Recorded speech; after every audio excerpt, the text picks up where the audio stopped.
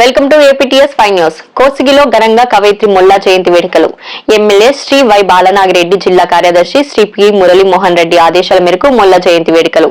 రామాయణంను తెలుగులోకి వ్రాసిన కవయిత్రి శాలివాహనం మొల్లమాంబ జీవితం బీసీలకు స్ఫూర్తిదాయకమని మంత్రాలయం నియోజకవర్గ బీసీ విభాగం అధ్యక్షులు నాడిగేని నాగరాజు కొనియాడారు.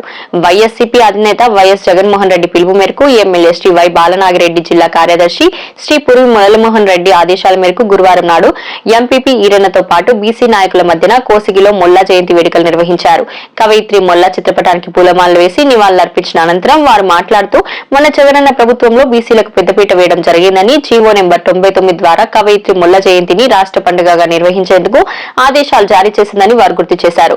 ఈ కార్యక్రమంలో మైనార్టీ విభాగం అధ్యక్షులు షంషుద్దీన్, ముకుంద, కృష్ణమూర్తి, కాంట్రాక్ట్ నాగరాజు, బుల్లి నరసింహులు, గానక వీరస్వామి, కొరివి నాగరాజు, చింతకుట్ట ఈరన్న, పి వెంకటేష్, బి రామయ్య, ఎన్ రాములు తదితరులు పాల్గొన్నారు. ఏపీటీఎస్ ఫైవ్ న్యూస్ రిపోర్టర్ కాజా హుసేన్, కోసిగి.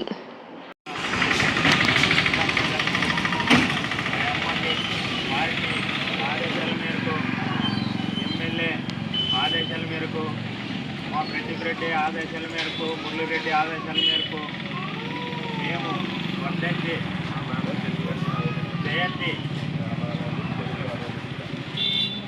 రామాయణాన్ని తెలుగులో రాసిన కుమ్మరి మల్లమ్మకు మేము జన్మదిన శుభాకాంక్షలు తెలుపుతున్నాం.